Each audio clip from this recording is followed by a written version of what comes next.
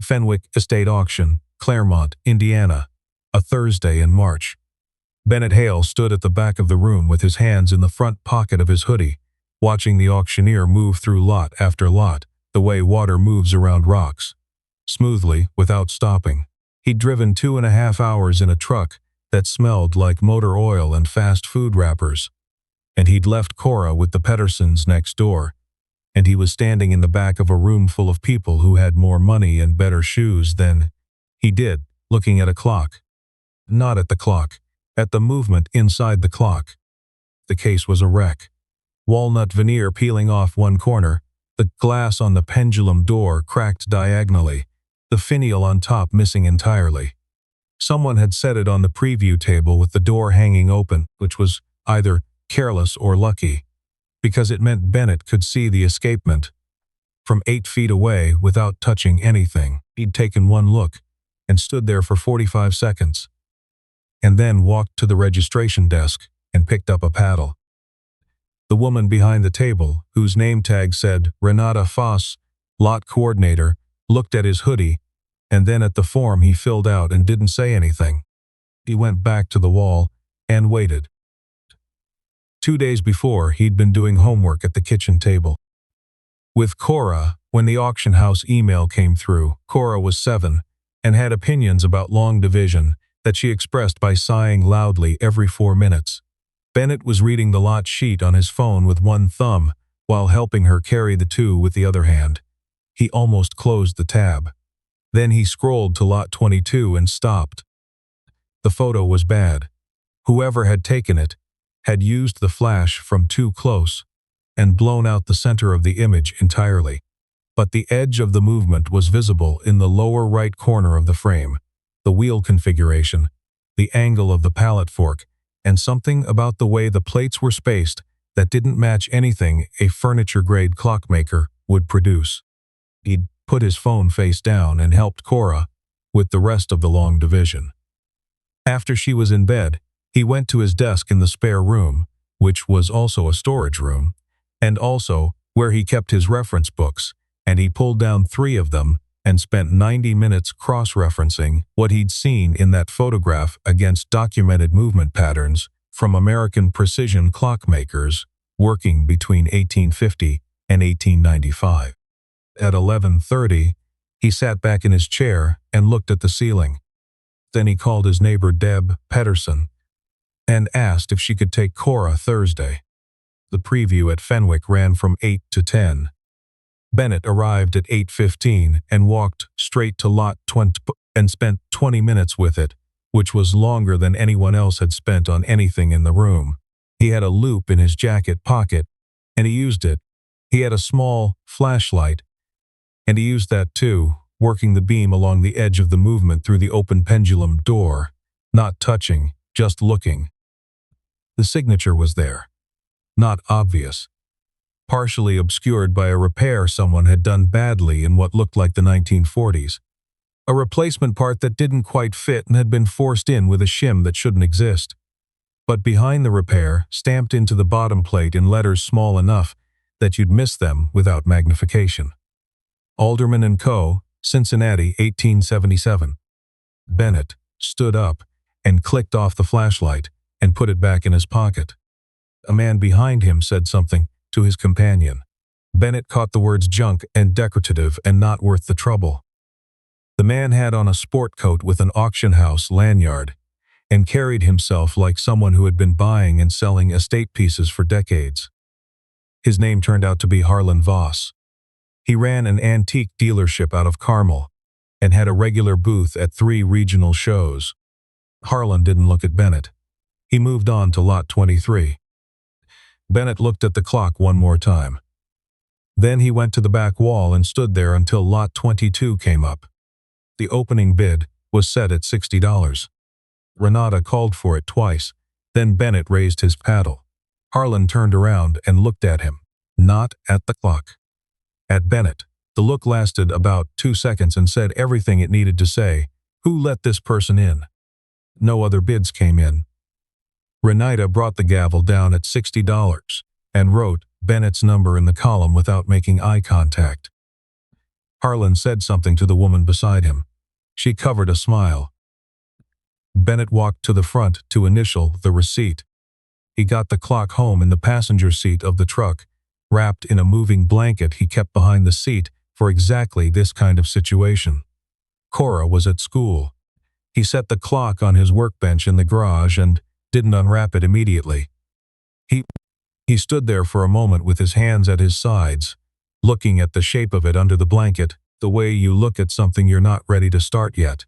Because starting means it becomes real, and real means it can go wrong. Then he unwrapped it. He worked until 2 in the afternoon, when he had to leave to pick up Cora. By then he'd confirmed the movement was original except for the 1940s shim repair, which he could reverse. The case was damaged but structurally sound. The pendulum was intact and correctly weighted. The mainspring had surface corrosion but was unbroken. He rewrapped it carefully and went to get his daughter. In the car, Cora asked what he'd been doing. Working on something I bought at an auction. Is it cool? Bennett considered this. It will be. What is it now? Broken. Cora absorbed this with the patience of a child who had grown up around a man who fixed things. What kind of broken? The kind that looks worse than it is. She looked out the window. Those are usually the fixable ones, she said and turned up the radio. The next morning, before Cora was awake, Bennett called Edmund Price. He and Edmund had not spoken in 3 years. Not since the Whitmore Institute sale in Columbus, where Edmund had authenticated a disputed bracket clock, and Bennett had done the mechanical analysis, and they disagreed about the movement origin, quietly and professionally, in a way that was still somehow permanent. Edmund had been the senior restorer. Bennett had been 31, and knew enough to the field that, being right about something and being thanked for it, were still things he considered separately. Crouched, Edmund picked up on the fourth ring with the voice of a man who had been awake for hours. I need a second set of eyes on something, Bennett said. I can send photographs. A pause. Alderman. How did you? Because you wouldn't call me about anything else. Another pause, longer. Send them. Bennett sent 12 photographs, taken that morning in the garage with a proper camera and a macro lens. He waited 20 minutes. Then Edmund called back. Where did you find it? Fenwick Estate, Claremont. What did you pay? Bennett told him. The silence on the other end was not quite a laugh. Edmund, the movement is intact. The shim repair is reversible. The case needs work, but the veneer damage is surface. I know what the case needs. Edmund's voice had shifted into the register it went to when he was thinking and didn't want you to know how fast. The signature is clear in the third photograph. Alderman made 11 precision movements in 1877 for a private commission from a railroad industrialist in Cincinnati. 7 have been documented in public collections. The others were assumed lost. Bennett said nothing. I can't say officially, Edmund continued. I signed a consulting agreement with the Whitmore Institute that restricts what I can disclose regarding undocumented alderman pieces. But I can tell you that a fully documented example sold at Sotheby's Chicago 4 years ago for considerably more than $60. How much more? Edmund told him. Bennett sat down on his workbench stool. The documentation burden is on you, Edmund said. I can point you toward the 1877 Cincinnati Commission records, which are public through the Hamilton County Probate Archive. The mechanical analysis you can do yourself. Aid, I know. You knew before you called me. I needed to hear it from someone else. A pause. You were right about the Whitmore bracket clock, Edmund said. I should have said so at the time. Bennett didn't answer right away. Yeah, he said finally. You should have. They hung up, and the line stayed quiet in a way that felt like something had been moved. Not fixed, but moved. Renata Foss had spent 12 years with Fenwick Estate Auction, doing the work that held the operation together without being the face of it. She organized the lots, managed the preview schedules, corresponded with estates, and wrote the lot descriptions that appeared in the catalog. She was good at the writing. She'd studied art history at Indiana University and ended up here, which was not where she'd planned to end up, but which had turned out to suit her in ways she was still figuring out. She noticed things. It was both a professional skill and a personal inconvenience. She noticed on the Thursday of the sale that the man in the hoodie had spent 20 minutes on lot 22 with a loupe and flashlight, while Harlan Voss had dismissed it in under 2. She noticed that the hoodie man's paddle hand was completely steady when he raised it, and that his face, when Harlan looked at him, showed nothing at all, which was either nervousness or something else entirely. She noticed that when he initialed the receipt, he handled the pen like someone who signed careful things often and knew the weight of what he was signing. She wrote his name in her contact log after the sale, Hale B. Paddle 31, Lot 22. She did not look him up that afternoon.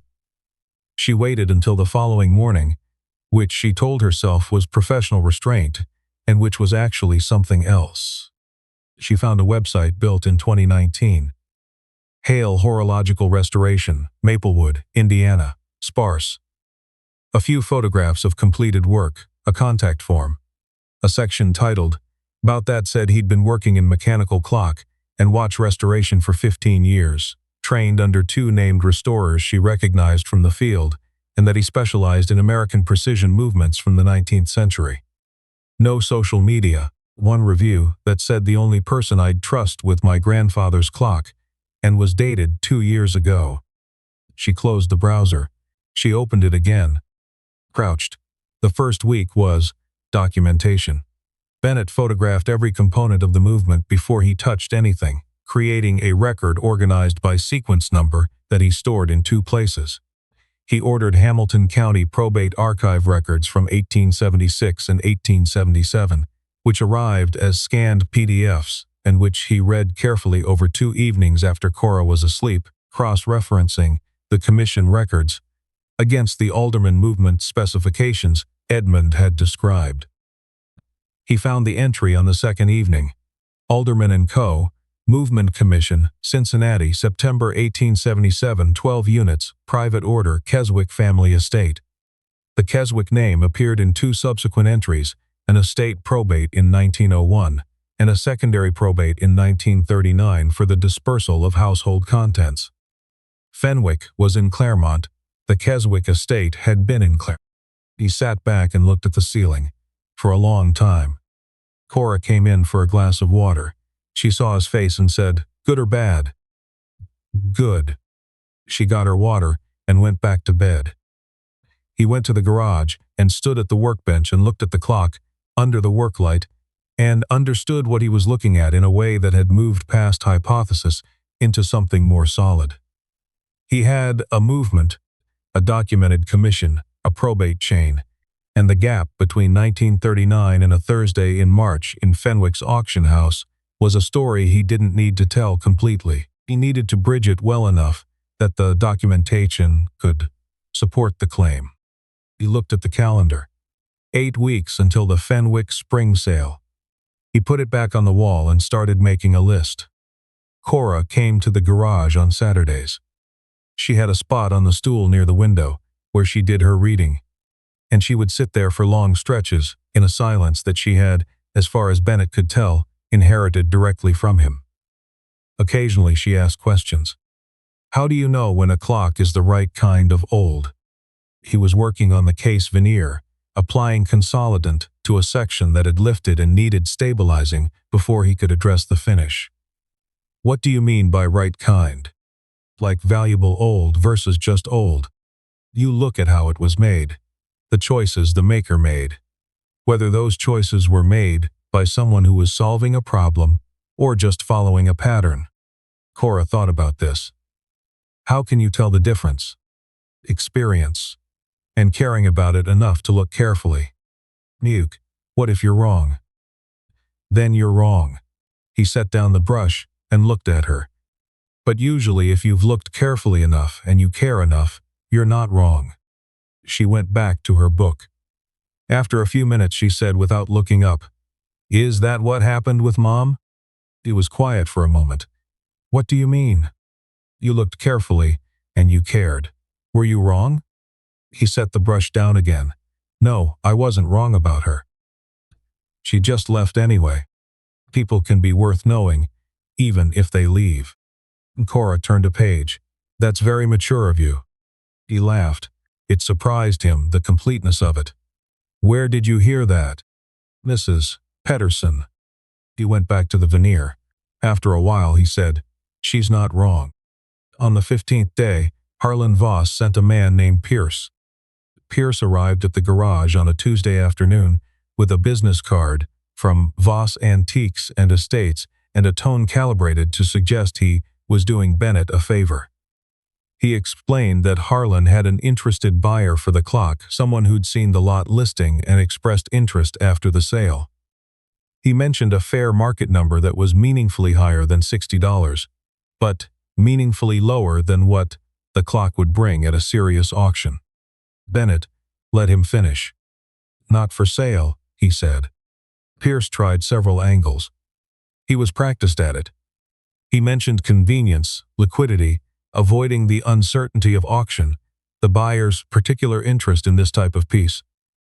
During all of it, he kept looking at the clock on the workbench, partially assembled, the movement exposed on the stand.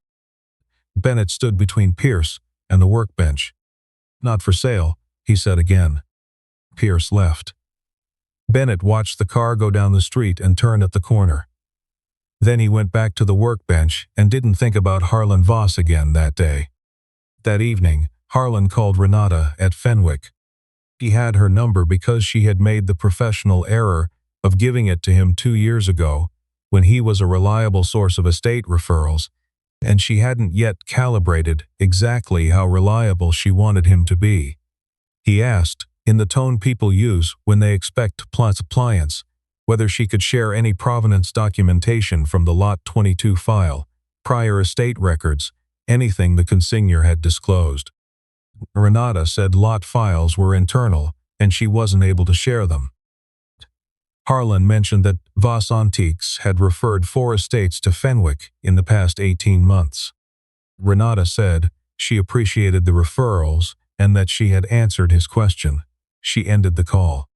She sat at her desk for several minutes. After that, then she pulled up the contact log and found the Maplewood number she'd entered 3 weeks ago. She didn't call it. She put her phone face down and looked at the Lot 22 file that was already open on her desk, which she'd been reviewing for no documented professional reason before Harlan called, and acknowledged to herself that she'd been looking for an excuse to call before Harlan gave her a reason to. She called the next morning. She said she was following up on documentation for the title transfers, which was true and was also not the only reason. Bennett said the documentation was in process. He said it in a specific and unhurried way that told her he knew exactly what documentation he was building and that the process was not casual. She asked if he'd be interested in consigning the clock for the spring sale if his restoration was complete. Fenwick liked to track specialty lots through to resale, she explained. It was good for pricing data. He said he was thinking about it. The answer was technically non-committal, and actually more than that. And she understood both things, and the distinction between them unsettled her. She drove to Maplewood 2 days later. The garage was set back from the street behind the house, accessible through a side gate that was open. She parked on the driveway and walked back. Bennett looked up from the workbench when she came in. He didn't ask why she was there. He opened the door wider and moved a second stool next to the bench. The movement was on the stand, fully cleaned, the shim repair reversed. Each component in its designated position, waiting for reassembly. Renata looked at it. She had enough background in decorative arts to recognize the quality of what she was seeing without knowing the specific technical language, which she told him. "Alderman," he said. "Cincinnati, 1877, private commission." He walked her through the documentation he was building, the probate chain, the commission records, the mechanical analysis. He did it in the manner of someone who didn't need to persuade, who was showing her because she'd asked. And the confidence of it was not arrogance, but something quieter, the competence of a person who had been working in one direction for long enough to know exactly where they were. "Do you have plans for it after?" she asked. "Auction, if the documentation holds. Fenwick could list it." He looked at her. "I know." She wrote in her notebook. "Specialist knowledge confirmed. Follow-up provenance chain." She underlined follow-up and then looked at what she'd underlined and wasn't sure if she was being professional or something else. When she left, she glanced back. He had already turned back to the movement, the garage light steady behind him. Night 40, Cora was at a sleepover, and the garage was the kind of quiet that empty spaces get when there's no one else in them. Not silent. Old buildings settle and breathe. But empty in a way Bennett could feel along his spine. He sat on the concrete floor with his back against the leg of the workbench and his knees up and looked at the clock on the stand across from him, fully reassembled now, case closed, the crack in the pendulum glass still visible because he hadn't sourced the correct replacement glass yet and wouldn't put in anything incorrect. On the shelf, above the parts bins, there was a photograph in a small frame. It had been there for 3 years, pushed back against the wall between a reference book and a jar of brass screws, not displayed, just present. The photograph was from 2014. Jess in the driveway of the house they'd rented in Terre Haute, squinting against the July sun, Cora small and blurry in the foreground, one hand reaching toward the camera. Bennett had taken the picture from the doorway. Jess had left in 2021, not dramatically, not with any of the markers that make leaving a narrative. She had been unhappy, and then she had been honest about it, and then she had been gone. And the 3 of those things had happened in a span of about 4 months. She sent money when she could, and called Cora on birthdays and sometimes in between. Cora was 7. She had developed, over the past 2 years, a very precise and quiet acceptance of things that could not be fixed, which was something she had not learned from Bennett, who was still working on it. His phone buzzed on the workbench above him. 9:50 at night. A message from Renata. The Hamilton County Archive had additional records from the 1939 probate that she'd found in a cross-reference she'd been running. Could she send them? He looked at the message for a moment. The 1939 records would help close the gap in the documentation chain. She had been running a cross-reference. At 9:50 on a Thursday. He wrote back that she could send them and that he appreciated it. 3 minutes later, the files came through, 6 scanned pages from the Keswick estate dispersal. The clock was listed in the inventory as German mantel clock. Walnut case, damaged, no value noted, which meant whoever had catalogued the estate in 1939 hadn't known what they had, and what they'd had sat somewhere for 84 years doing what clocks do. He set the phone face down and looked at the clock and let out a slow breath. 4 minutes after that, another message from Renata. I know the 1939 record has a misidentification, just FYI. He picked the phone up. That's exactly what I needed. She wrote back, I know. He didn't put the phone down right away. Harlan Voss made one more attempt on day 51. This time he came himself. He knocked on the garage door at 10 in the morning, which was direct and also slightly aggressive, and he was wearing a sport coat and carrying himself the way he always did, like the room had been arranged for him. He looked at the clock on the stand. His face did several things quickly. The last one was unmistakable. He offered a number that was substantial. He explained the reasoning carefully, avoiding the uncertainty of auction results, saving Bennett the commission, a clean transaction with a serious buyer who understood the piece. He was persuasive. He had been doing this a long time. Bennett said, You looked at this clock in February and saw $60 of junk. Harlan's expression shifted. Mute. You're offering me this now because you know what it is, Bennett continued. I'm declining because I knew what it was in February. Harlan looked at him. He was quiet for a moment, Where did you learn alderman movements? I've been working on 19th century American precision movements for 15 years. In Maplewood. In Maplewood. Harlan looked at the clock one more time. Then he looked at Bennett with an expression that had moved away from calculation into something more level. The documentation will be the challenge, he said. I know. If you get Whitmore authentication, the number changes significantly. I know that too. Harlan studied him. He looked like a man who was revising an estimate. I looked at the same photograph you looked at in the catalog, he said. I didn't see what you saw. Bennett waited. I should have looked longer. Harlan picked up his card case and put it away without offering one. He walked out without being unkind about it, which was the most honest thing he'd done in any of their interactions. On day 58, Edmund Price drove from Columbus. He didn't announce he was coming. He sent a message that said, I'll be there at 2, and arrived at 1:55, which was Edmund. He walked into the garage with a bag over his shoulder and stood in front of the clock for 4 minutes without speaking. Then he set his bag on the workbench and opened it, and took out his own loupe and his own flashlight, and spent another 10 minutes going through the movement, which Bennett had reopened the case for without being asked. Edmund straightened up. The shim repair removal is clean, he said. Better than I would have done. You're better with cases. I know. Edmund looked at the documentation file Bennett had laid on the workbench, the printed probate records, the commission archive, the photographs. He read through it without touching it, following the sequence. The gap between 1939 and the Fenwick sale is circumstantial. I know. The Keswick estate house sold in 1941.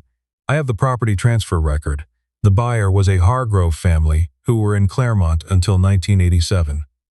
I'm looking for probate or estate records for the Hargrove line.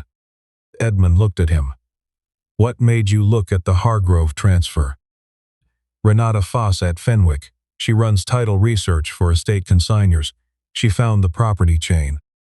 The lot coordinator. She's been doing the research independently. The Hargrove lead came through Tuesday. Edmund was quiet for a moment.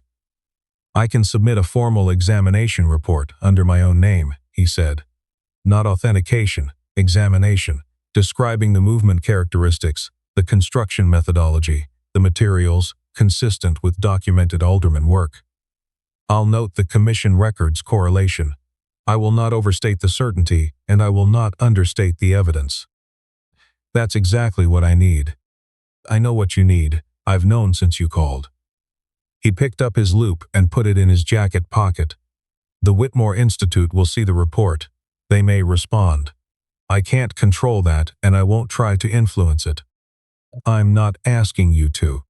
Edmund nodded once. He looked at the clock again. 9 weeks, he said, for a movement in that condition. That's careful work. I wasn't in a hurry. Edmund almost smiled. No, you never were. They stood there for a moment. The two of them, and the clock, and the afternoon light coming through the garage window. I was wrong about the Whitmore bracket clock, Edmund said. Not an apology exactly, more like closing a ledger. You were, Bennett said. It's fine. Edmund picked up his bag. He left without eating or asking for coffee, which was also Edmund. Bennett watched his car go, and then stood in the quiet for a moment and let something settle that had been unsettled for a long time. Renata got the Hargrove probate record on a Wednesday, 6 days before the spring sale. She'd been working the county archive system for 3 weeks through a research contact she had in Indianapolis, following the property transfer chain from the Keswick estate through to the Hargroves, and then through the Hargrove estate dispersal in 1989, at which point the household contents had been consigned to a Claremont estate liquidator whose records she found in a business archive through the State Historical Society. The clock appeared in the 1989 liquidation inventory as mantel clock, ornate walnut case, damaged glass. It had not sold at that liquidation. She found a follow-up record indicating a portion of unsold lots had been held in storage by the liquidator, a company called Trethway Estate Services, which had operated in Claremont until 2003, and whose assets, including storage contents, had been acquired by Fenwick Auction in its current ownership group's purchase of a predecessor company that year. She sat at her desk and looked at what she'd assembled. The chain was complete. Not airtight, but complete. Keswick to Hargrove to Trethway Storage to Fenwick's own back inventory, where the clock had apparently sat in a labeled box in a storage unit for 20 years, before appearing in the spring catalog because someone had gone through the unit and decided to list everything. She emailed Edmund's examination report to the Whitmore Institute's provenance desk on Thursday. She called Bennett on Friday morning and told him Holden what she'd found. He was quiet for long enough that she started to ask if he was still there. "I'm here," he said. "That's the whole chain." "It is." "Renata." He stopped. It was the first time he'd used her first name. "This took you 3 weeks." "I work fast. This isn't your job." She looked out her office window at the parking lot. "It became mine somewhere in the middle of it," she said. "I'll bring the full documentation file to the sale." The Fenwick spring sale had a parking lot that was full an hour before the doors opened. Not a Sotheby's crowd, not Chicago money, but people who had driven from Indianapolis and Cincinnati, and one registered bidder from Louisville whose name Renata recognized from a national auction database. The room was not standing room, but it was close. Crouched, Harlan Voss was in the 4th row. He'd registered with a paddle, but his expression was the expression of a man who understood his position. The clock came up as lot 14. Renata called the opening at 4800. 4 paddles went up. By the ward. The 3rd minute it was Harlan and the Louisville buyer, a man named Dressler, who had the unhurried posture of someone who had budgeted generously and wasn't concerned about it. They went back and forth with a focus that quieted the room. 19,000, 21, 23.5, 25. Harlan raised his paddle at 25,000 and held it a moment, looking at the clock on the platform. The case restored, the glass replaced with period-correct material. The movement visible through the pendulum door, running at the correct rate, which Renata had confirmed that morning. Dressler raised his paddle. 27,000. Harlan set his paddle on his knee. Renata gave the room 10 seconds. Going once. She looked at the back of the room. Bennett was against the far wall. Same position as 10 weeks ago, hands in the pocket of a different hoodie, looking at the clock. Cora was beside him, which was not something she'd expected. Cora was watching the room with the focused interest of a 7-year-old, who understood that something real was happening. Going twice. Renata brought the gavel down. The room applauded, not dramatically. The steady applause of people who recognized that the thing in front of them had been worth the attention. Harlan stood and walked toward the side exit, unhurried, not speaking to anyone. He paused at the door and looked back once at the platform, not at Bennett, just at the clock. Then he went through the door. Renata signed the lot sheet and looked up. Couched. Bennett was looking at her from across the room. Just looking, the way he had every time they'd been in the same space, that particular steadiness that gave nothing away except that he was paying complete attention. She held it for a moment, then looked down at the paperwork and noticed that her hand was still. The settlement was handled in the side office after the floor cleared. Fenwick's commission and fees came out, and what remained was more than Bennett had seen in a single transaction in the 15 years he'd been doing this work. He stood in the hallway with the summary sheet and looked at the number and did not feel the things he thought he'd feel. He felt something simpler. The knowledge that what he'd seen in a bad photograph at his kitchen mold table, while his daughter sighed about long division, had been accurate, and that accuracy had been worth following, and that the following had been worth doing, even if the number had come out smaller. The number had not come out smaller. But that wasn't the thing. Cora found him in the hallway. She looked at the sheet and did the mental math with the solemnity of a second grader who had recently been told that numbers mattered. "That's a lot," she said. "It is. More than 4 shoes. More than for shoes." She thought about it. "Are you going to fix the garage roof?" "Yes." "And then, what?" He folded the sheet and put it in his jacket. "And then find the next one." Cora nodded, satisfied, like that was the right answer and she'd been checking. Harlan came down the hall and stopped in front of Bennett. He didn't offer his hand. He looked at Bennett with the expression of a man doing arithmetic and not enjoying the result. "The Hargrove chain was the piece I couldn't have found," he said. "I knew the commission records existed. I didn't know about Trethway. Neither did I until 2 weeks ago." Harlan looked at him. "Who found Trethway?" Bennett said nothing. Harlan glanced down the hall toward the lot table where Renata was packing documentation into folders. He looked back at Bennett. "I underestimated both of you," he said, which was not quite an apology but was the fullest version of honesty he was apparently able to offer. He walked past without anything further. Renata found Bennett near the exit a few minutes later, with the provenance file in her hand, the complete chain, probate to Trethway to Fenwick, signed and dated. She handed it to him and he took it and held it carefully, both hands, the way he held things that mattered. "You knew what the movement was when you saw it in the catalog," she said. "Strong suspicion." "You knew." She said it without accusation. "And you didn't say anything when I called about the title transfer. You didn't ask what I thought it was worth." "I should have."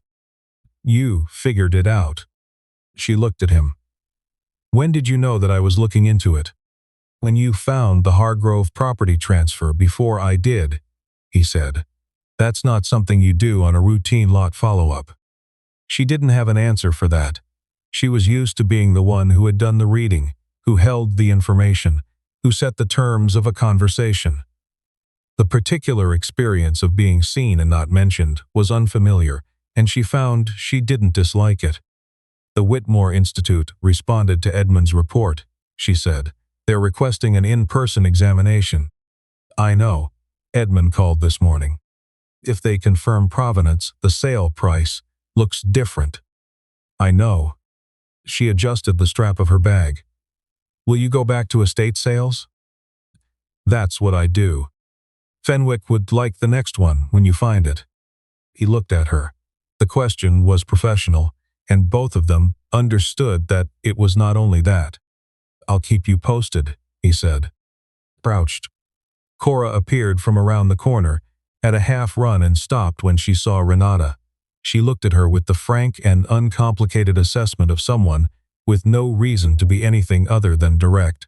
"You're the one who sold my dad's clock," she said. "I held the gavel," Renata said. Cora appeared to weigh this. "That's the important part," she said with full confidence, and went to find her father. Bennett looked at Renata, and without any performance around it, quietly he smiled. 3 weeks later, the garage had a new roof and a 1901 bracket clock on the workbench that needed a full escapement rebuild. A retired schoolteacher from Fountain County had driven it over in a minivan and left it with the specific instruction that it be made to run correctly and to not rush it.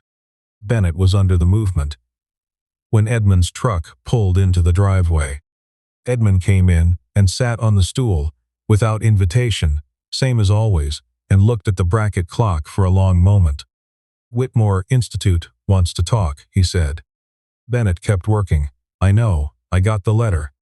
They're proposing a formal consulting arrangement, movement authentication, and provenance consultation for their acquisition pipeline."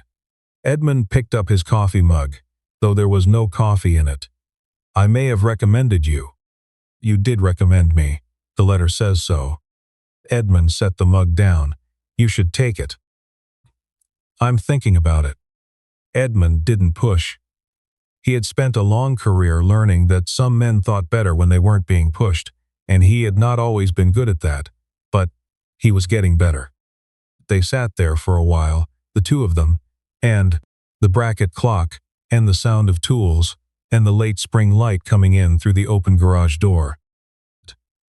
Cora came in from the house with a granola bar and her backpack and climbed onto the far stool and started her homework without being asked. She looked at Edmund with the serious assessment she gave everyone new. "Are you the one who drove from Columbus?" "I am." "Dad said you're the best restorer he knows." Edmund glanced at Bennett. Bennett was very focused on the escapement. "Your father is too generous," Edmund said. "He's not really," Cora said simply, and opened her math book. The sound of a car in the driveway. Not Edmund's truck. Bennett knew the engine before the door opened, which was new information about himself that he did not examine too carefully.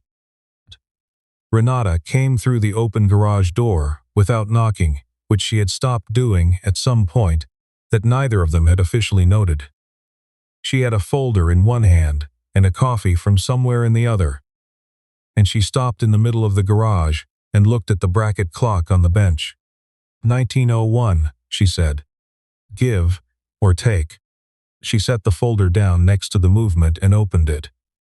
Fountain County Estate Records, 1908 through 1942. "I started looking when you texted me the commission date." She said it matter-of-factly, not performing the thoroughness of it, just reporting it. The original owner shows up in the 1912 probate of a hardware merchant named Briggs. "I haven't tracked it beyond that yet." Bennett set down his tool and looked at the folder. He looked at her. She was watching him, with the expression she had when she was reading a situation and had already read it, and was waiting to see if he would. "You started looking before I asked," he said. Yes." "Why?" She picked up her coffee and looked at the clock and then at him. "Because I was curious about the clock." A pause, the kind that is not quite a pause, among other things. The garage was quiet, in the particular way it was quiet when there were people in it, who were saying the true thing without quite saying it yet. Edmund picked up his empty mug and looked at Cora. "Do you want to show me your math?" he said. Cora looked at him with deep suspicion. "Do you actually know math?" "I know quite a lot of it." Cora considered this and then slid off her stool. "Fine, but I'm not carrying anything to the first decimal place." They moved to the far end of the workbench. The sounds of long division commenced. Bennett looked at the folder, then at Renata. "Do you want to see what else is in the archive?" he said. Not a professional question. The question of a man who had found a reason and was not pretending otherwise. Renata set her coffee down and came around to his side of the bench, and stood where she could see the folder and also where she could see him looking at it. "Show me Briggs," she said. He opened the folder. Their shoulders were close enough that he could feel the warmth of her presence without either of them moving.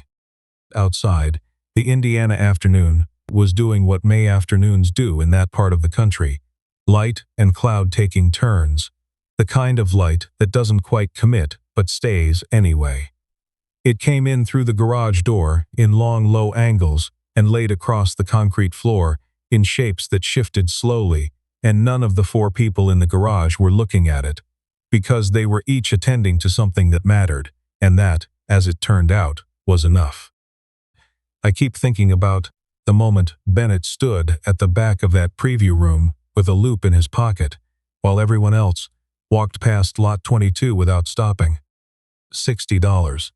That's what the room decided it was worth. A cracked case, a missing finial, a movement nobody bothered to look at closely enough. Harlan Voss glanced at it for maybe 10 seconds and moved on. He had 30 years of experience and a sport coat and a dealership in Carmel, and he saw junk. Bennett had a hoodie and a truck that smelled like motor oil, and a 7-year-old he'd left with the neighbor, and he crouched down with a flashlight and saw something else entirely. That difference didn't come from luck. It came from 15 years of caring enough to look carefully when nobody else did. That's the part that gets me. It wasn't a special gift he was born with. It was the result of choices he made, repeatedly, over a long time, to keep learning and keep showing up even when the work was quiet, and the shop was small, and nothing about it looked impressive from the outside. That's what I'd call real intelligence. Not the credential kind, but the kind you build by paying attention to things that actually matter, long after the novelty is worn off. And then there's the way he handled himself when Harlan sent Pierce to the garage. When the offer came in, and the pressure came with it, he didn't negotiate. He didn't hedge. He just said not for sale and stood between the man and the workbench and didn't move. That took something. Not stubbornness. Stubbornness is just ego in a different coat. What Bennett had was the kind of quiet integrity that comes from knowing exactly what you're holding and refusing to trade it for convenience. Most people fold under that kind of pressure, not because they're weak, but because they haven't thought clearly enough in advance about what they actually believe. He had, and the 60 days themselves. The documentation work, the late nights after Cora was asleep, the drive to cross-reference one more archive record, the discipline of not rushing the case veneer, because the right consolidant needed time to set. Nobody was watching, nobody was giving him credit for any of it. He did it anyway, at the same pace, with the same care, because the work required it. That's what I think of when people talk about persistence.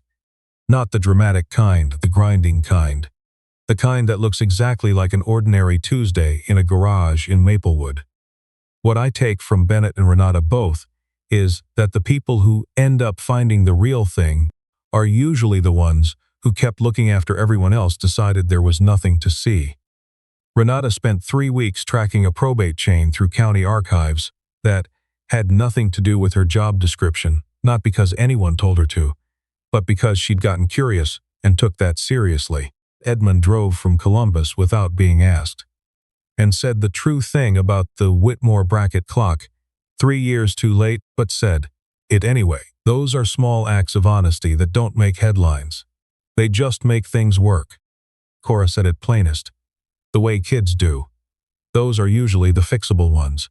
She was talking about the clock. She wasn't only talking about the clock. I think about what it means to raise a child in that environment, where the lesson isn't spoken but is demonstrated every single day by a man who treats the work as worth doing, regardless of whether anyone is watching. That's the inheritance that actually matters, not the $27,000, not the Whitmore consultation. The inheritance is a 7-year-old who already understands that broken doesn't mean worthless, and that looking carefully is a choice you make, and that the right kind of patience is never the same thing as giving up. I don't know what you're holding right now that the room has already decided isn't worth the trouble, but I know what Bennett would do with it.